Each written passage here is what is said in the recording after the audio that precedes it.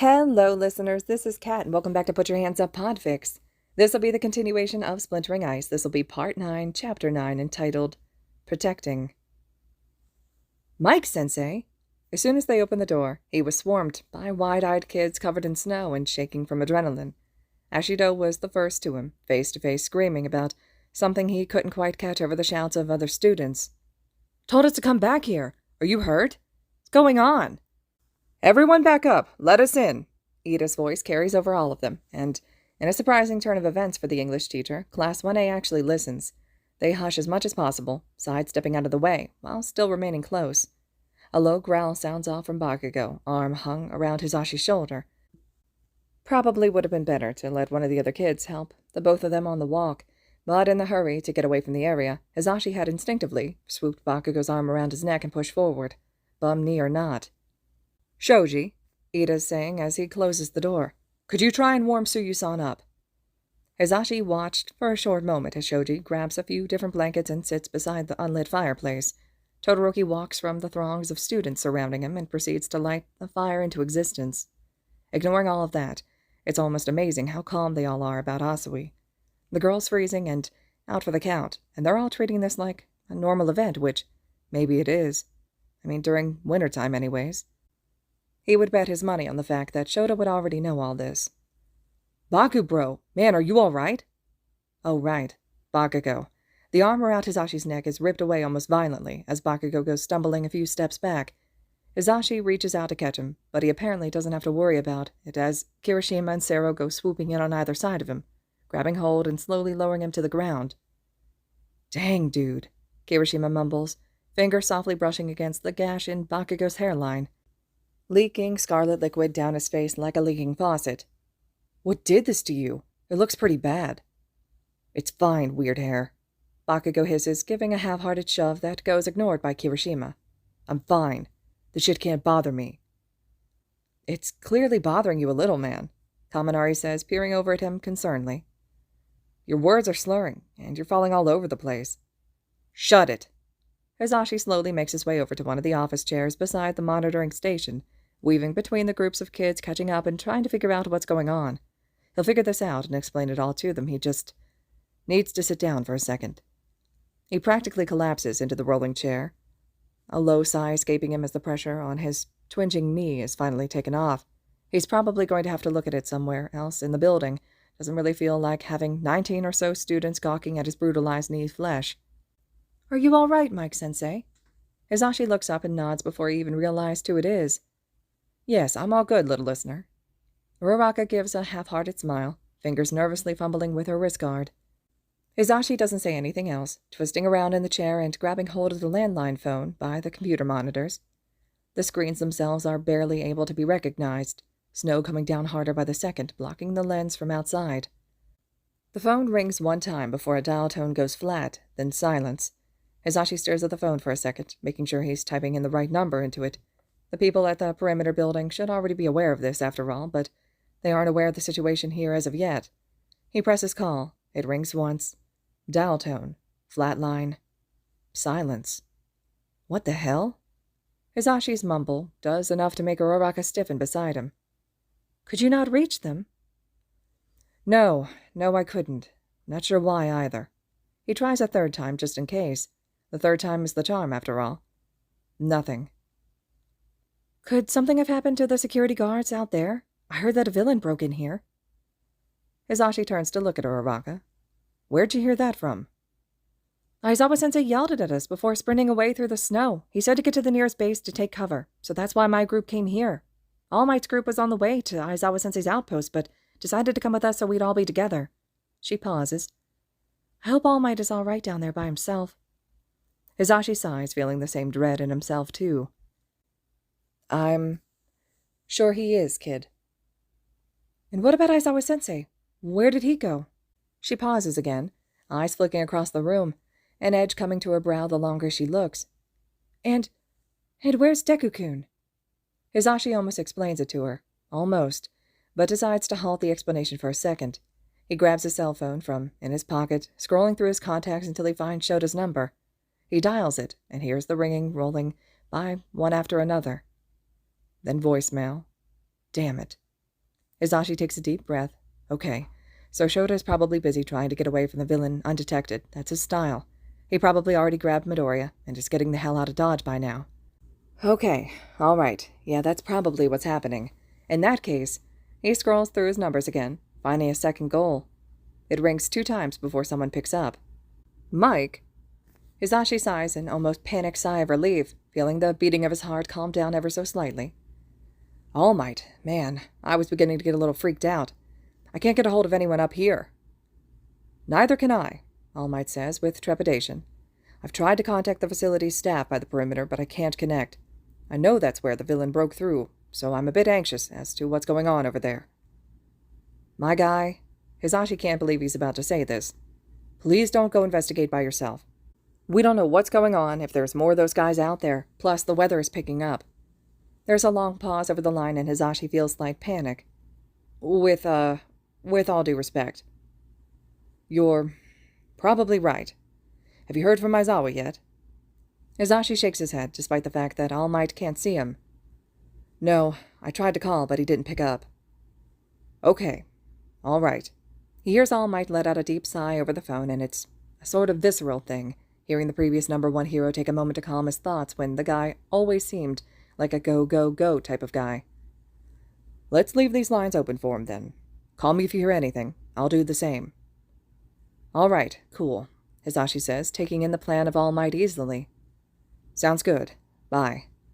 He hangs up the phone, looking back over the 19 students crammed into this small outpost.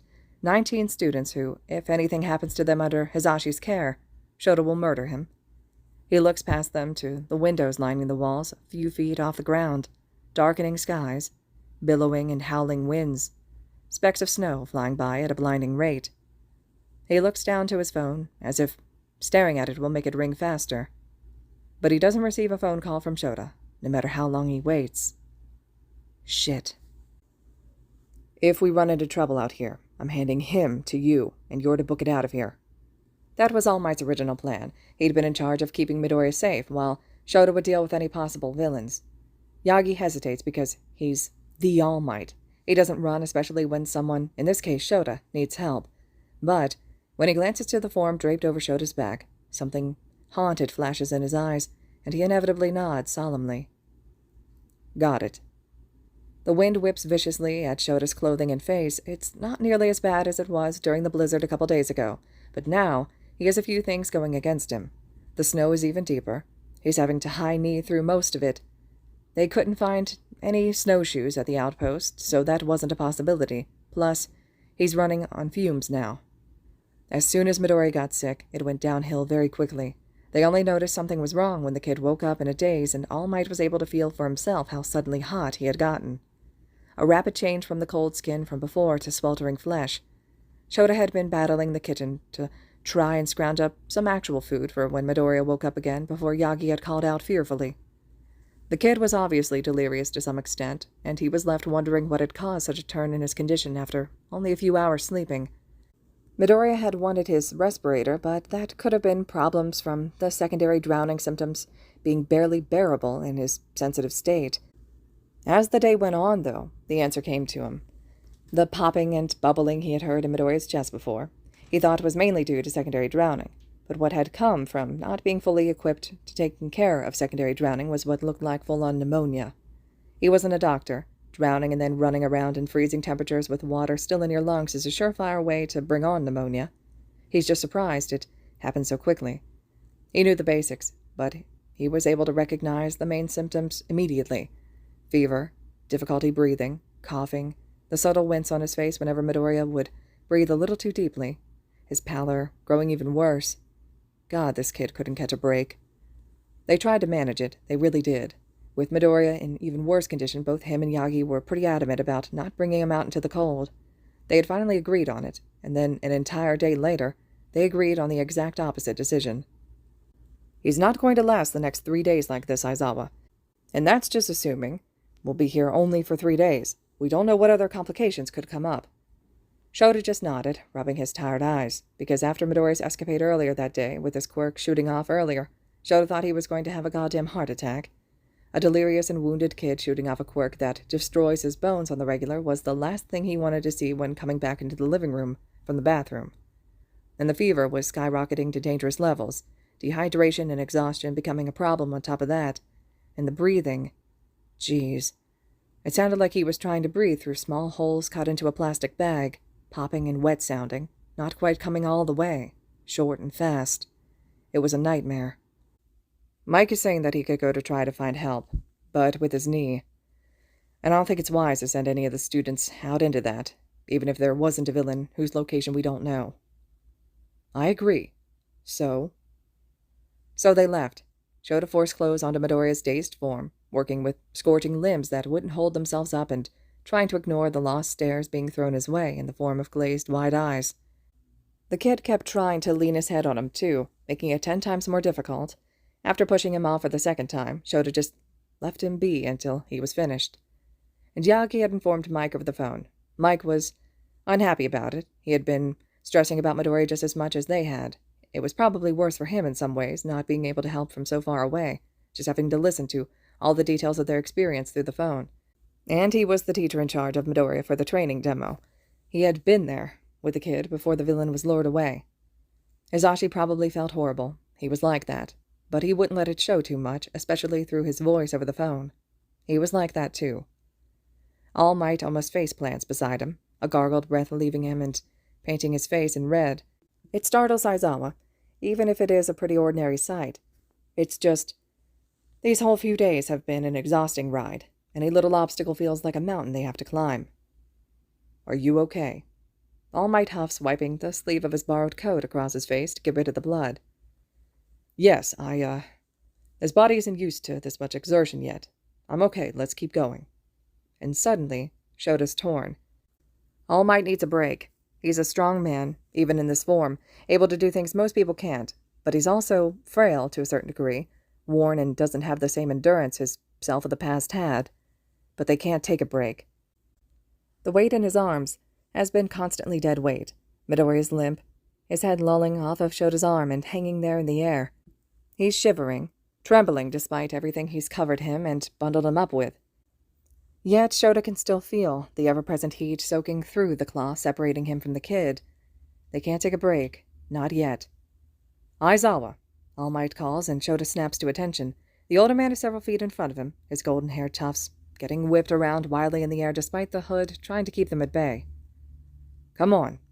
You don't have to worry about me. Shota listens, taking up a step beside All Might, Yagi once again. They trudge through the snow some more for a few minutes before Shota speaks. I do need to worry about you, for the record. He quickly hefts Midoriya up higher, trying to fix his head so it could lay across his shoulder instead of leveraging in midair. I invited you out here. I asked you to chaperone with me even though I knew you didn't have many ways to defend yourself anymore. Yagi huffs a laugh, something sad in his voice as he says, I'm not helpless, though, Aizawa. I agree, but regardless, if anything happens, it'll be my fault all the same. None of this is your fault, Aizawa. Is that what you've been thinking this whole time? Shota sighs, the cold air coming in and making his lungs hurt. He chooses not to respond in the end. He doesn't want a pity party. He doesn't need one either. He's not the focus here. He is a kid that needs immediate help. Help he can't provide, so instead he needs to get that kid to help. No distractions. You have been, haven't you? Yagi says, a different kind of sad tone in his voice. Listen, Aizawa. None of this is your fault. I don't want to have this conversation right now. Shota breathes, almost tripping on a large mound of snow. They should be about halfway to the perimeter fence at this point. Get in, check the place out, try and contact someone, and then leave if they have to. Head down to the town at the bottom of the mountain, whatever it takes. He just knows that Midoriya doesn't have time for the two of them to go on some evening stroll through the snow to talk about feelings. Yagi coughs a little, hiding the sound to the pit of his elbow. It sounds painful nonetheless. You'll never want to have this conversation, Aizawa, but the fact remains, all of this, everything that's happened, none of it's your fault. You did all you could. I shouldn't have taken these kids up this fucking mountain in the first place, Shota hisses. Look at him. This could have happened even if a villain didn't show up. If they were just not paying attention when doing their demos and poof, Suddenly I'm forever missing a student from Class 1A. Yagi pauses for a long second. You were trying to let them get experience, Aizawa. They're heroes in the making. I should never have risked it. Aizawa, you know I'm right. Too much has been happening for me to have slipped up this time. Something could have been done to prevent this. He shakes the load in his arms once, gesturing to Midoriya with a small nod of his head. After so long avoiding looking at their student, All Might glances down, taking in everything he already knows and remembering how they were when they came stumbling into the outpost. And at the reminder, All Might's sudden resolve to give a pep talk to Shota withers away. Shota prefers it that way. After a while longer of walking through the deep hills of snow, All Might starts holding his cell phone up into the sky. Shota doesn't ask. He already knows the older man is searching for a signal. Something so that they could call the authorities and get some help. All Might curses under his breath, a huff of breath misting out from his mouth from the cold. Still nothing. Shota sighs quietly, watching his own breath mist around his head as well. He had a nagging feeling that they weren't going to find a signal for a while longer. It seemed that life these past few days had a tenacity for making everything much harder than it had any right to be. He didn't see a change in that pattern coming any time soon. Even after days of the snowstorm making its way across these mountains, it's still relatively strong. He knew the wind was still blowing pretty hard thanks to the subtle whistling echoing inside the outpost they'd been housed in for the past few days. That's the whole reason he insisted on not leaving at all. He supposes, since they had no choice then to brave the weather though, it was a good thing they at least put as much on as possible without hindering their movements too much. All Might has so much on, any bystander would not be able to tell how skinny the man is, with a bulky coat and several layers underneath it. It's needed. Unlike Shota, All Might simply doesn't have the fat deposits available to insulate his own heat very well. 2 big pairs of gloves and a big, furry hood obscures whatever skin would typically be available for Shota to see. Just 2 little tufts of golden hair are visible, blowing out into the wind every now and again. Shota's not too different, the only difference being the blood-stained capture weapon Shota chose to bring with. He was trying his damnedest at ignoring the copper stain stained deep into the metallic fibers of the thing. The core-deep chill of having been half-frozen to death still haunts him. He isn't sure if it was memories making him feel cold or if he was still recovering, but even in the warm outpost lit by their fire, he still felt like something closely related to a block of ice. Which is exactly why he chose to bundle their fevered student up as much as he could without making the kid overheat instantly. It was a weird balance, trying not to shock his system with the cold currently surrounding them, but not putting too much on him where his fevered state worsens. It's a sensitive thing that Shota is frankly not very comfortable with messing with, but he's doing his best. Aizawa, All Might says suddenly, coming to a stop beside him. Shota follows suit, looking to the older man curiously. He takes the moment to readjust his hold on Midoriya while he's at it, feeling the tingling of fatigue in his arm starting. Hopefully not too long now. What? All Might brings one hand up, pointing to the distant landscape. Is that it? Excitement blooms in Shota's chest, and he snaps his gaze to where All Might is pointing, squinting through the snowdrifts blowing around them. In the distance, past the trees that he can see blowing against the wind, is a dark mass spanning the entirety of the space it takes up. No end to it, just things blocking their view of the rest. A building. The building they've been searching for. At last. Shota sighs heavily, feeling the exhaustion and pulsating in his face thrumming back to life at the promise of their ordeal almost being over. Yes, I think. All Might's smile can practically be heard, even if Shota can't see it from his angle. The older man begins walking first, wading through the oceans of snow. Hopefully there will be someone in there who can help us, Yagi says through his panting. Somebody who we've been just unable to contact so far. Shota bites the inside of his cheek, forcing himself to stay quiet. The cynical part of his mind wants to tell All Might to not keep his hopes up, to tell him that they would have sent for somebody. There's no way they didn't know about a breach in the perimeter after all. And even if there was somebody capable of helping them in there, it's unlikely their phones are working, too, for that very same reason. There's simply too much hope in Yagi's thinking, but he lets him have some reprieve from the endless pessimism of the past few days. Who knows? Maybe there is some higher power on their side. Shota starts, gasping softly at the noise coming from the load in his arms. All Might doesn't hear it, though, keeping up his swift pace through the snow. Shota almost ignores it and follows the retired hero, but he finds himself staring at the kid with bated breath instead. He's been catatonic for the entire walk through the snow thus far, just laying there, moving however Shota made him move, not even muttering a sound when jostled or stirring whenever him and All Might spoke, or argued. It was scary. All Might. Yagi comes to a halt, turning awkwardly to face Shota with a questioning and concerned look on his face. What is it? What's the matter? Come here. Shota walks forward to meet him halfway, and gestures down to the kid with a nod of his head once him and Yagi are close enough. I think he's waking up. All Might hums, turning to stare at Midoriya as well. His own body is bowed close to Shota's, both of them blocking as much of the blowing wind and ice as possible. And then, Midoriya's eyes flicker. A small movement, but it might as well be the kid jumping up and running around them with how excited to make Shota feel. Inside, of course, not on his face. Not out here. Not with everything that's happened. He just doesn't have it in his aching body anymore. Hey, Shota murmurs, jostling Midoriya lightly. You with us, kid? Then two dull gray eyes slowly slide open, gazing up at the gray sky like it's the most strange-looking thing in the world. Cheeks painted red with fever, dark marks under his eyes, despite sleeping most of the past few days away, even with All Might's exuberant words and his prodding moments later. The kid doesn't do much else than listlessly stare back at them. Shota sighs. All right, that's fine. It's not too surprising. The past few times Midoriya woke up in the past day, he either panicked and tried destroying them and the building, or just vacantly looked around the room without a word. That was the whole point of them leaving.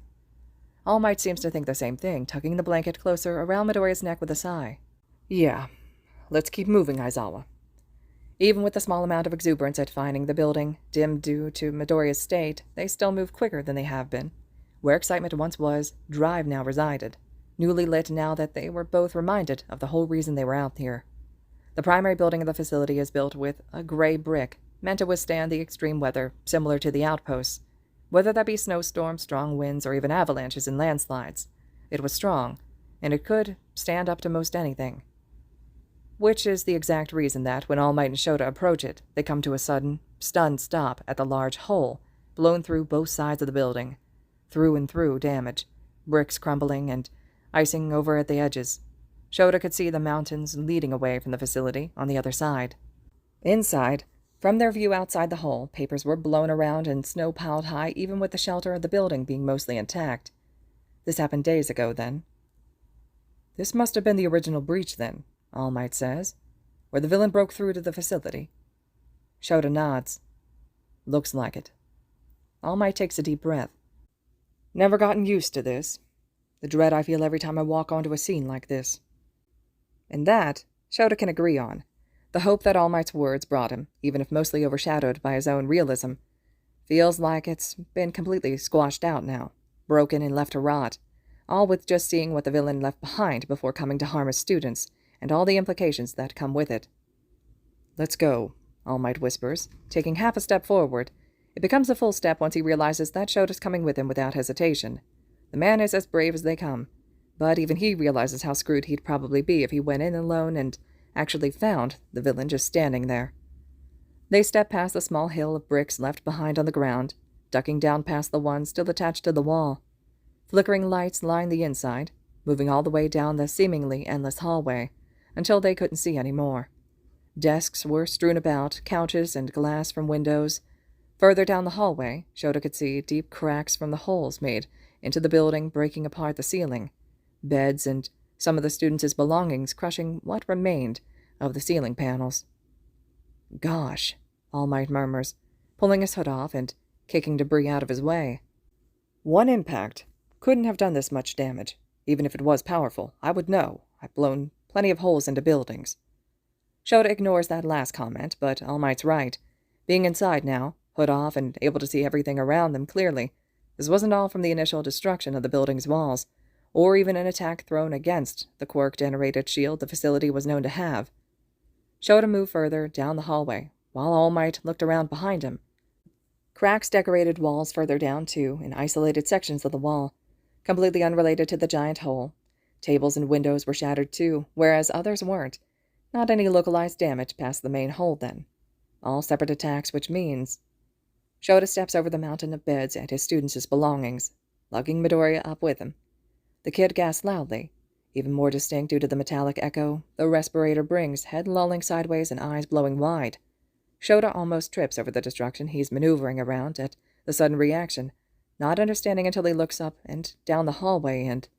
Shit!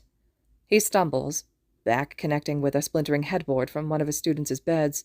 An insatiable urge to pull Midoriya to him hits him like a bus, and he's quickly and desperately tugging the kid up towards his chest until Midoriya's chin is resting against his shoulder, completely unable to see the slaughter in front of Shota. "Don't look!" Shota practically yells, trying to restrain himself from taking his student out of there without a second thought. He's fevered, for pity's sake. Something like this, in his already confused mind, just... "Don't look, kid. Damn it. It's all right. Just don't look." Soft panic gasps echo in that damn respirator right by Shota's ear. Wild curly hair brushing past his brow and heated skin pressing into the skin of his neck. He swears he hears attempted words being uttered, but lost in just everything going on. It all only serves to increase the panic in himself he's trying to make wane. Bodies, dozens of them. They're strewn around the hallway, hanging out of windows and across rafters in the ceiling. Bloody and broken, still, lifeless, tangled into hills made of debris and people. All unique, some with their quirks still activated, physical transformations remaining in death. A shuddering breath escapes Shota, his eyes closing to try and compose himself, and he only barely is able to hear the hurried footsteps behind him, past the broken apart upstairs. "Aizawa?" All Might's voice is shaky with clear panic. Of course he'd be concerned. He heard Shota yelling and cursing, and that's it. He doesn't even know yet. "What happened? Are you all right? Is young Midoriya all right?" "We're..." Shota's voice comes out weak and shaky, and damn it, he's a hero. He's seen chaos like this. He's seen slaughter, and he's moved past those sights, but you just can't get used to this. "We're fine, Yagi, but just come here." He doesn't have to tell the retired number 1 hero twice. The older man moves remarkably swiftly through the debris at Shota's back. His hand settles softly on Shota's shoulder, which means Shota can tell the exact moment that All Might sees the wreckage in front of them.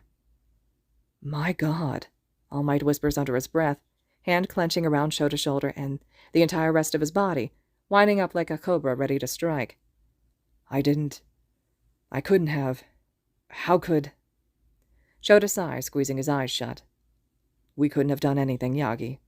Look how many there were, and they were all capable people." All Might's eyes are locked on the bodies when Shota forces himself to look at him, one of Shota's hands still clenched, half on Midoriya's hat, half in the kid's hair. "This villain is just a monster." "Still, I didn't..." All Might's gaze flicks to meet Shota's for only a moment before returning to the massacre painting the hallway. "I guess I didn't think he'd be this bad, or ruthless." Shota just stares at the retired hero and finds himself just picturing how he'd feel in All Might's shoes, physically unable to help in any way, helpless in the face of people needing him. At least, when he felt helpless out in the snow with Midoriya, he was able to do something. Just keep running forward and hope for the best. But All Might's power is gone, and with it, most of his capacity for combat or physical exertion, other than the basic, and here he is, like this, not bad on its own, but staggering in the shadow of what he once was. To find himself before something like this, only miles from where he was sheltered in his outpost. "Yagi," Shota murmurs softly, finding enough in him to bump his shoulder into All Might's comfortingly. "What's done is done. Now we need to act." Looking at the bodies, he can see the signs of the villain's quirk, and by that he can see the signs of wounds that simply don't make sense with a single enemy. The first and most obvious sign, gunshots, bloody and painting most everyone. A lot of the basic security detail were given guns, since not all of them had basic battle-ready quirks available to them, nor an education on using those quirks to their greatest ability, like heroes did. So, they shot the villain, and the villain used those wounds to shoot right back at them, most of them. Fire damage, claw marks, strength impacts, and more obscure wounds. Any damage given to him can be pushed back onto the one inflicting it. No one can damage him. No one can harm him. No one can kill him, if necessary. And as far as Shota can tell, there isn't any obvious endurance necessary to use the quirk. The guy is a powerhouse, physically large and strong without the use of his quirk, able to keep up with him and Midoriya through the woods while they were running to regain their wits. If there was an endurance problem with the quirk, then there'd at least be an opening, there'd be a way to defeat him. But now, the only way available to them is quirk-deterring handcuffs or another way to take away quirks. We need to get out of here, Yagi.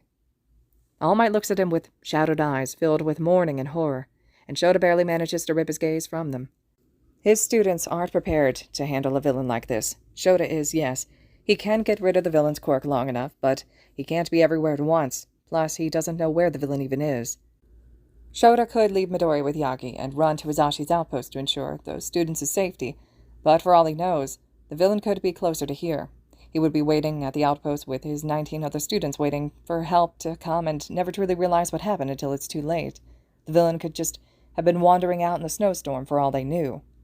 Shota pulled the guy from the lake. He left him there, and he has the nagging suspicion that the cold wasn't enough to kill someone with resilience like that. Midoriya has resilience practically unparalleled. Shota doesn't know many who could have 2 hands full of broken fingers and a broken arm and still choose to participate in a purely voluntary school competition. And yet, this villain's resistance was built in. It had to be. It was part of his quirk, no doubt. Midoriya may study quirks in his free time, a necessary skill for being a hero too, but Shota studies quirks as a teacher, and he could tell that pain tolerance was a hidden facet to this healing quirk the villain had. Practically no one could take a punch to the face by Midoriya's quirk and get up as quickly as he could.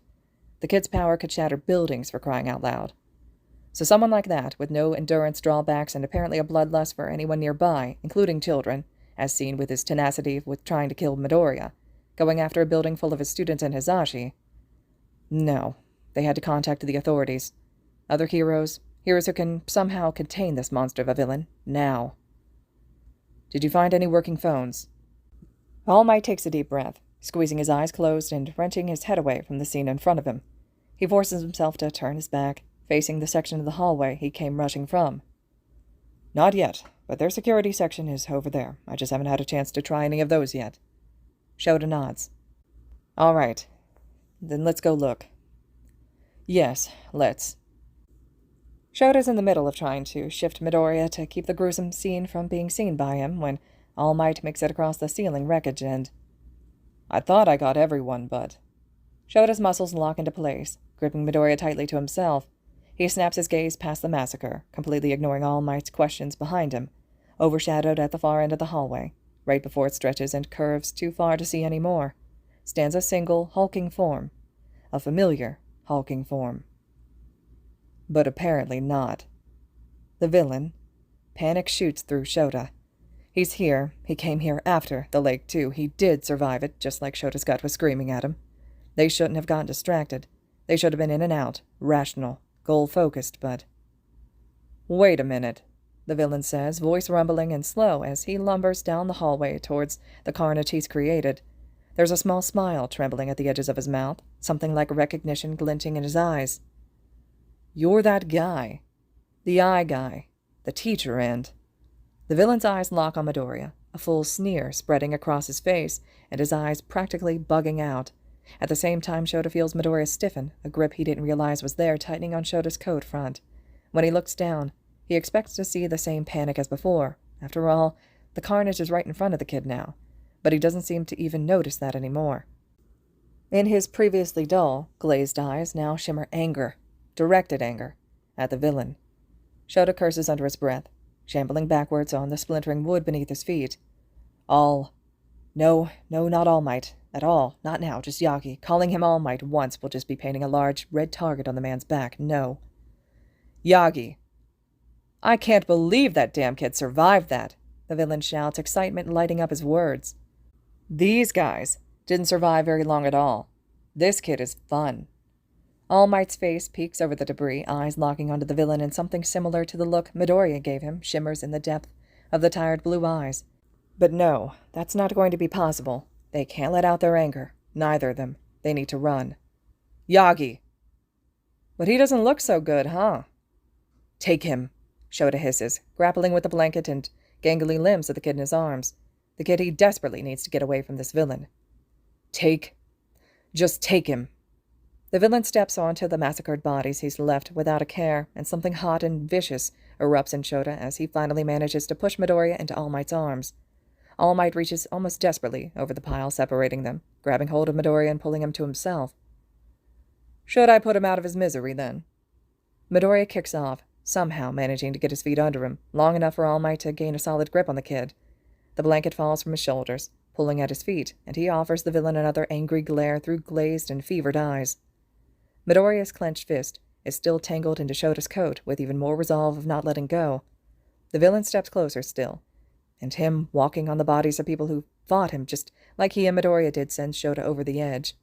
He rips Midoriya's hand away viciously and pushes All Might's chest enough to get him to stagger back. Take him now, and run. Shota turns back around in time to see the villain's hand raised, aimed directly at him. He has maybe half a second to dive out of the way before the pile of debris that once separated him from All Might and Midoriya is shattered into splintered pieces, clothes and belongings from his students flying through the air and landing in tattered pieces along the floor. A foreboding chill runs up Shota's spine. Something angry and visceral crawls out of Shota's throat. He feels something in him glowing, burning hot, smoldering. This villain, he's done all of this, killed all these innocent people just doing their jobs, left them to rot in this frozen wasteland. Tried to do the same to Ida, Shoji, Asui, Bakugo, Hagakure, and Midoriya. Almost succeeded in that last one. Tried to off him before, and just now, and... When Shota turns back to the villain after gaining his bearings, he notes he is not even the focus anymore. All Might and Midoriya are, crouched down, splinters littering their clothing and hair only feet away. And now he's going to try and take more. Something glows in All Might's eyes, something old and instinctual and angry. Familiar. He whispers something to Midoriya, the kid struggling to his feet unsteadily. Shota doesn't hear whatever exchange is made between them before the villain is laughing and holding his hand up again. The guy apparently has some power still, built up from the fight he had with Midoriya and him. Midoriya's quirk was strong, after all. Probably plenty of kinetic force being transferred to the villain, more than enough to have for multiple attacks. Shit. Midoriya sidesteps behind All Might, wrapping his single arm around All Might's lanky neck, the older hero gripping onto his knees quickly, before turning and making a break down the hall in a mad sprint. It's faster than Shota thought the retired hero was capable of, and it's perfect for getting the two of them out of harm's way for the time being. Hey! The villain moves to charge after them, but Shota jumps to his feet before he can get the chance, capture weapon shooting out in large coils and gripping the villain's torso and neck. Sorry, Shota barks out, planting his feet solidly against the ground and arching his back away, ensuring no room for escape. You're staying over here with me. He can practically feel his joints and muscles regretting his movements already, creaking and pulling from disuse, already not used to the aggressive movements of battle anymore, though he wonders if this form ever really was, to begin with.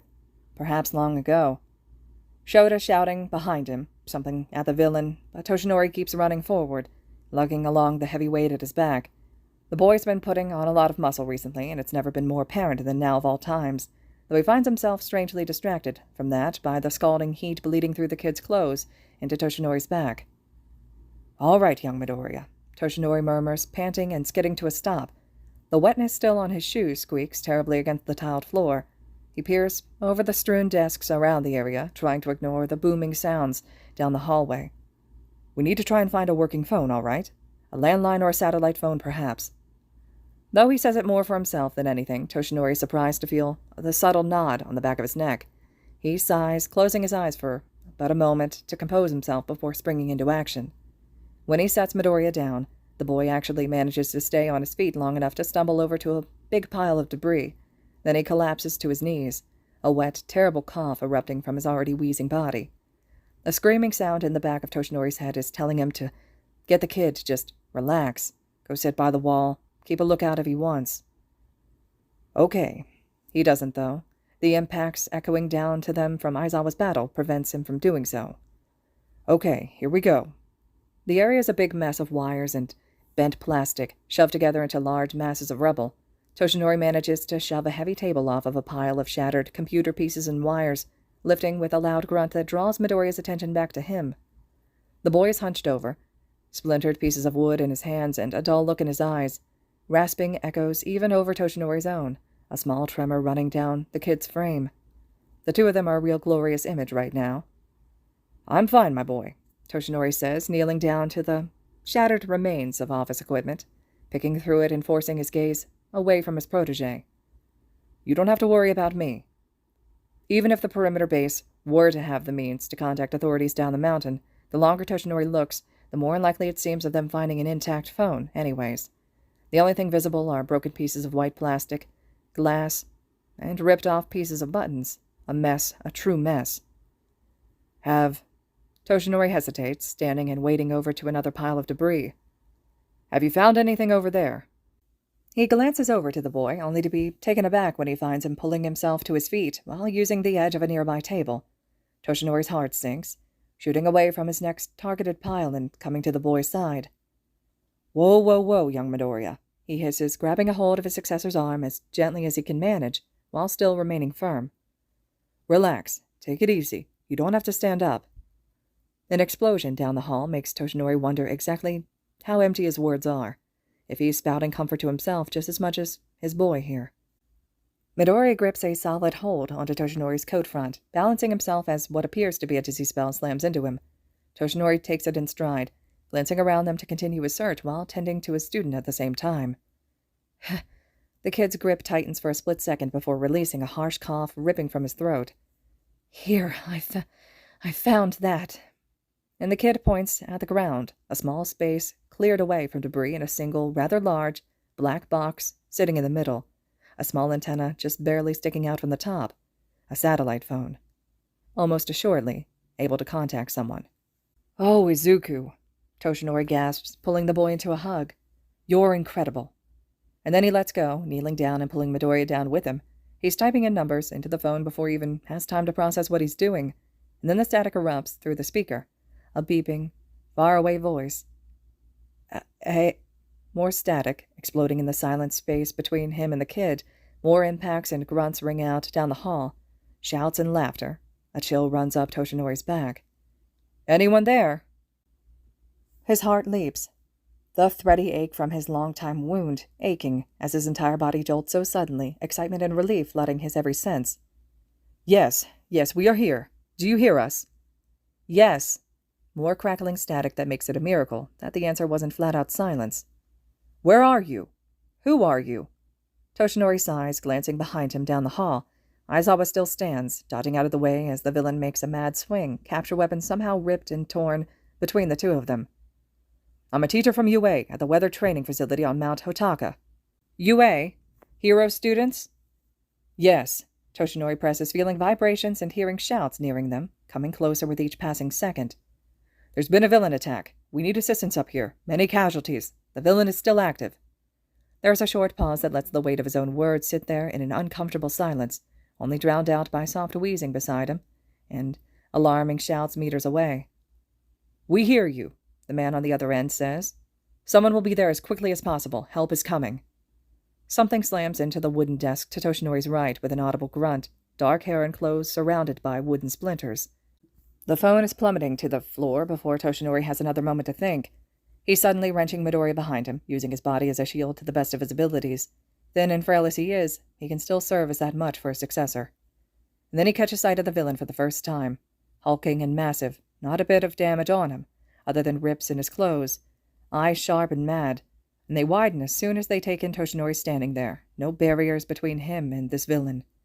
He can't say there ever really has been before, either. But this is different. The villain laughs. No way. Toshinori feels himself stiffen, the death grip he has on Midoriya tightening to probably painful levels, but he can't focus on that. He's too focused on trying to figure their way out of this. Help was coming. He can't fight this villain, not like this. Even if he got a hit in with a few seconds he can spare with his muscular form, this villain will just throw it back at them. That is, unless Aizawa can block out his quirk momentarily, but that's not even the problem. One for All doesn't exist in him anymore. Only remnants, pieces that will make him forever be a part of it. But there's no guarantee that any attack he was able to give would even be powerful. There's more of a guarantee that it wouldn't. The villain takes another step forward. You're All Might, aren't you? Toshinori's glare hardens, a grimace settling across his face. Yeah, the villain croons. You are. I wasn't told you'd be here. Must be my lucky day. Toshinori's gaze flicks around him, landing on Aizawa's crumpled form in the midst of a bunch of debris and wreckage, bruises and scratches painting his face, even more than they had previously. The wind still blows ominously outside of the hole in the building.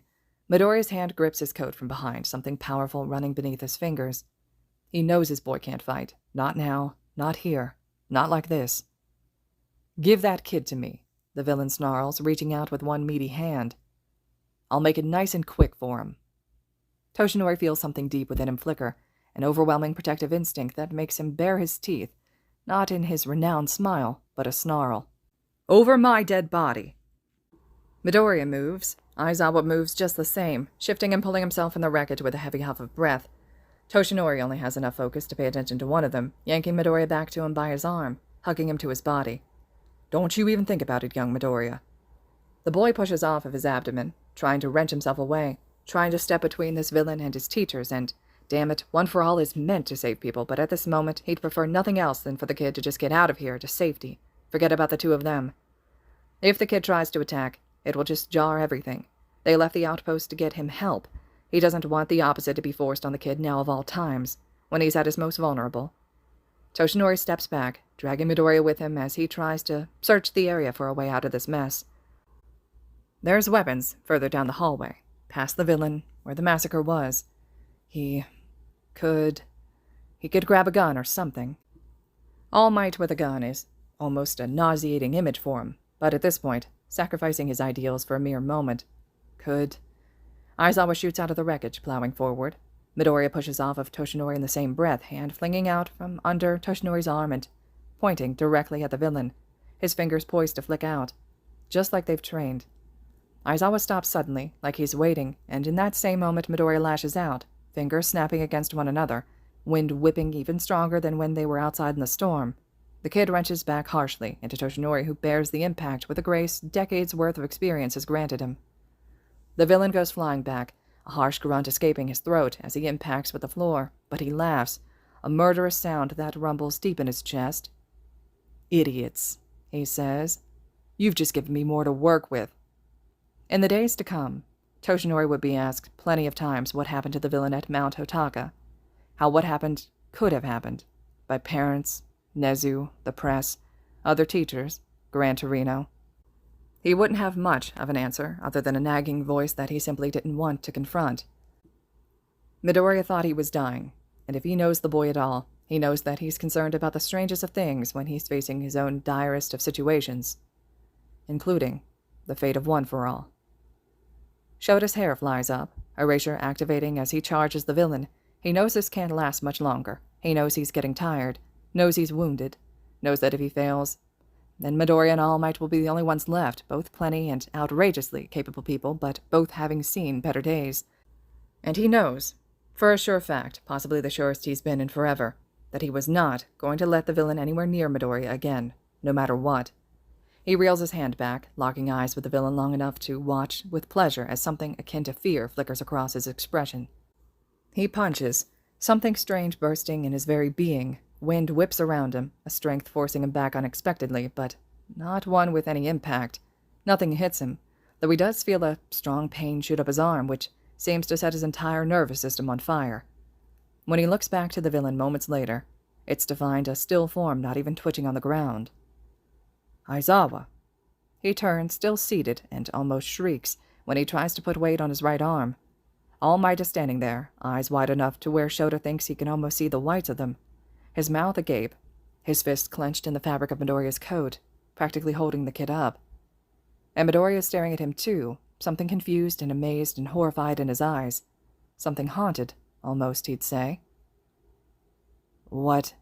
he mumbles, trying to reach up with his arm only to come face to face with a gnarled, heavily bruised appendage, warped and bulging in places, knuckles split. "What happened?" He doesn't feel the impact with the floor, but he's pretty sure he hears a shout of his name, accompanied by distant sirens. All right, listeners, this concludes Chapter 9 of Splintering Ice. Chapter 10, the last and final chapter, will be up next. Let me know your all's thoughts and reactions to this one. It was a bit longer of a chapter. I'm eager to hear your responses, though, and as always, thank you so much for listening.